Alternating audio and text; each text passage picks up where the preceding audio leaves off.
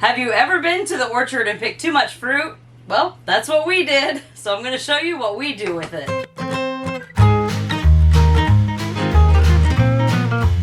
So we went to a local orchard and we got a whole bunch of plums, and this is what we have left, and we can't eat them fast enough to use them all up. So what we're going to do is make a cobbler out of them. So we're going to make a sourdough discard cobbler. So while Matt cuts up the plums, I'm going to go ahead and get started on the topping part. This recipe is from Lisa on Farmhouse on Boone, some of her cobbler recipes, but I've changed it up a little bit, so it's going to be a little different than that, but I'll go ahead and link her recipe below.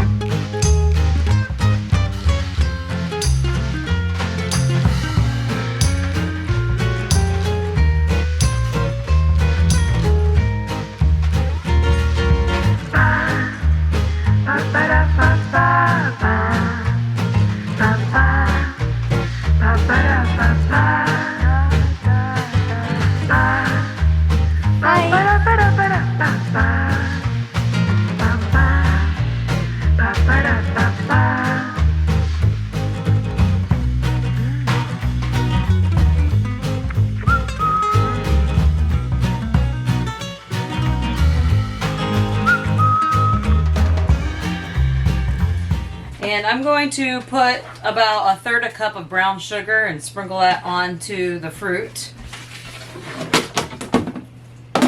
as best as it will. And then we'll just mix that around in there.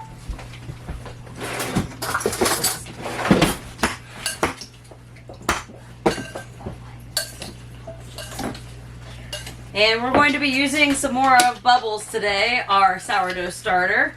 And I'm going to take about 1/2 cup of him out of here, and we're going to mix that in with our flour and then let that sit for about 8 to 24 hours. So you can either make this in the morning and bake it at night, or you can make it the night before and bake it in the morning.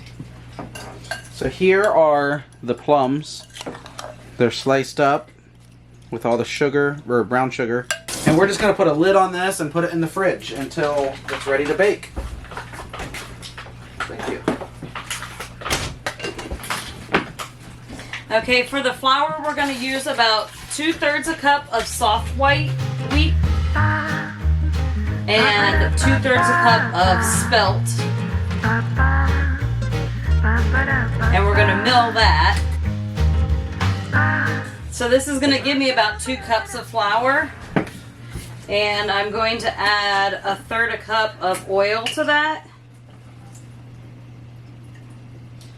You can use coconut oil or olive oil or any oil that you want. And then you're going to use 1/4 cup of sugar, or you can use honey. And we're going to use 1/2 cup of the sourdough starter. Now I fed this the night before. And I'm just going to eyeball that because it's probably going to be most of mine.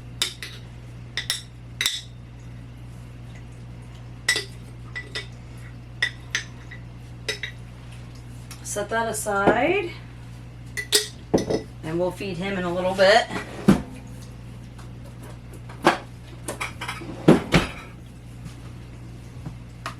Set that to the side. And you're just going to give that a mix.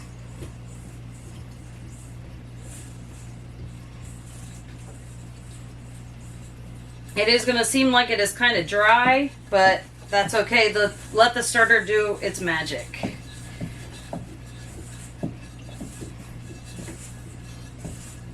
You just want to make sure you get it as incorporated as possible so there's no dry flour showing.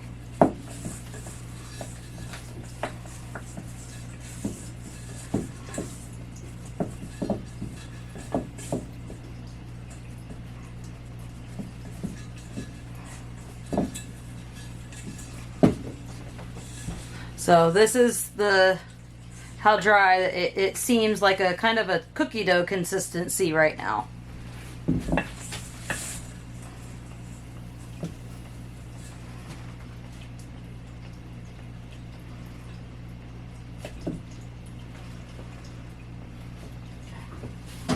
And then I'm going to cover that with saran wrap and let that sit for 8 to 24 hours or whenever I'm ready to make the cobbler. And it sits at room temperature. Okay, and then I'm going to go ahead and use this little bit that I have left here to feed my starter for tomorrow. So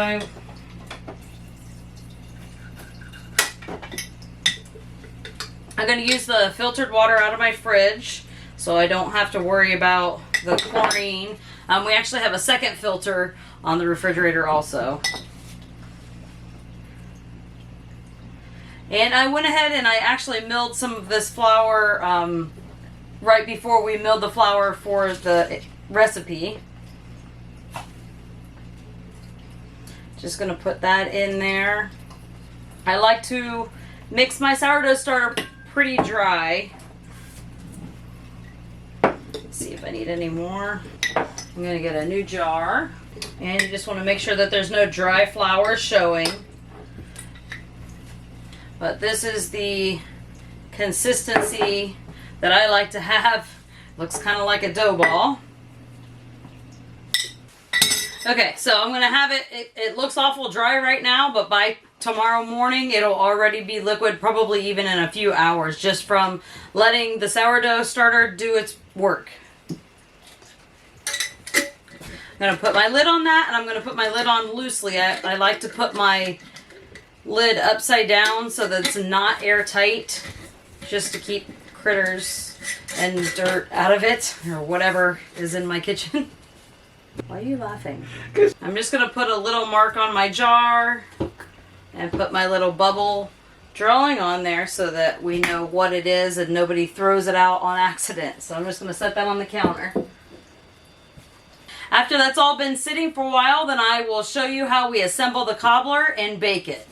Okay, so now it's been sitting and we're going to go ahead and assemble it and start to bake it. So I'm first going to start out with putting the oven at 350 degrees.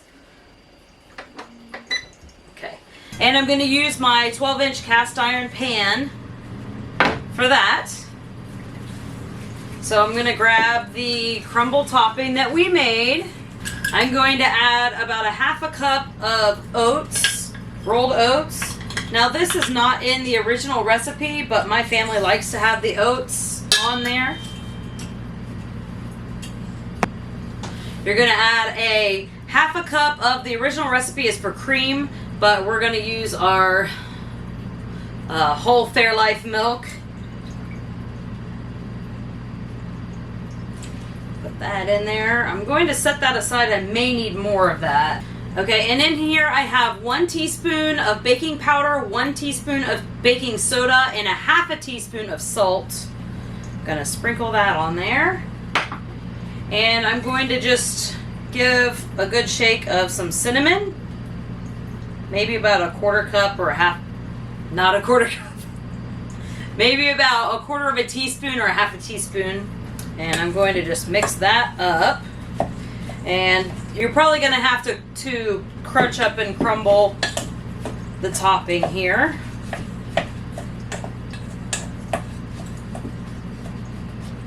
And you just want to get that nice and incorporated.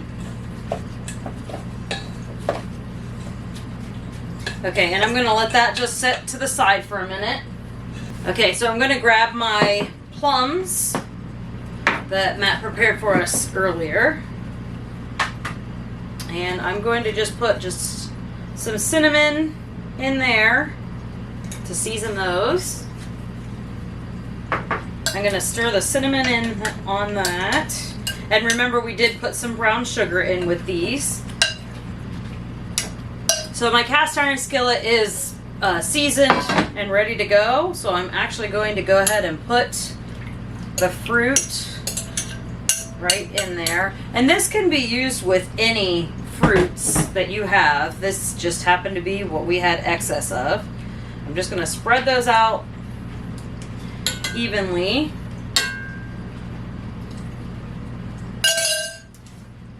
So that's what I've got there. I'm going to cut about 2 to 3 tablespoons of butter into cubes, and I'm just going to sprinkle that along the top of the fruit. Just could be a rough chop. It doesn't have to be pretty. It's all gonna melt. Okay, so I'm just gonna kind of sprinkle that around.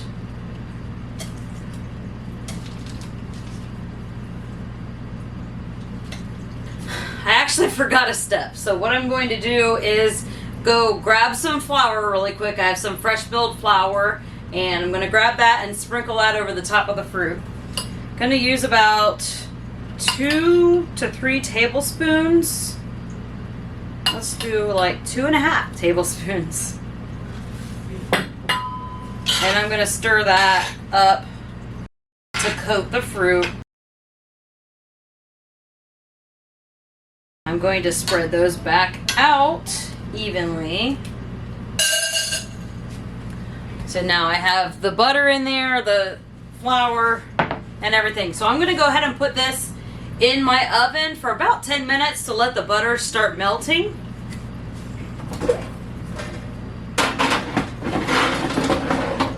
And my pan just barely fits in my oven, but it fits, so that's good.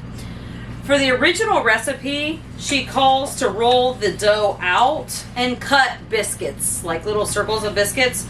But I went ahead and added the oats in there. So I'm going to just do these like drop biscuits. I'm just going to kind of put it in spoonfuls around the top, over top of the fruit when it's ready. Okay, so it's been 10 minutes. And that's what it looks like. I'm going to go ahead and put the oven back on for 350 degrees so that I can put it back in. Okay, I have to remember this is hot now. So what I want to do is just stir this again to make sure that all the butter and the flour, sugar, everything's all mixed around. Smells good.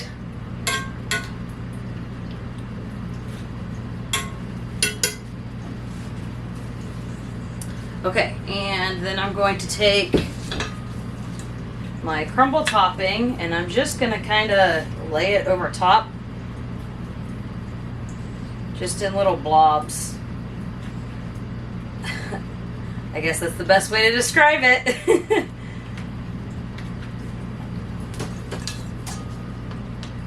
I don't want them to be too terribly big because they'll take forever to bake, so I'll probably go ahead and just smooth them out a little bit after I get them put on here.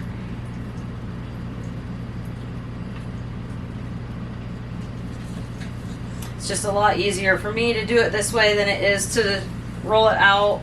Countertop space in this area is precious.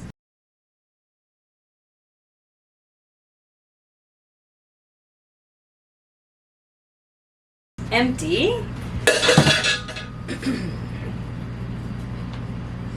Just gonna kind of spread that around so it coats the top. It's okay if I push it down in there just a little bit.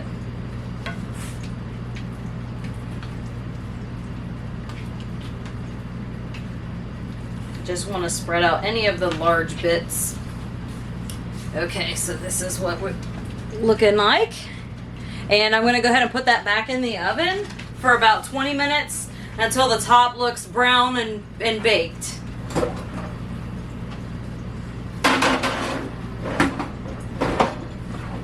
Okay, let that go for 20 minutes and then I'll let you see what it looks like when it's done. Okay, 20 minutes is up. It's bubbling away. I don't know if you can see that. Yeah. Looks really good. It's nice and browned on the top. I hope you enjoyed my sourdough discard recipe today. We're going to try out this new plum recipe. We have not had this yet. If you found anything that you enjoyed, I hope you give it a like and maybe a subscribe so you can find out what we're doing next. And if you have any ideas for recipes, leave that in the comments below. Thank you so much for following us on our journey with grains in small places. Goodbye.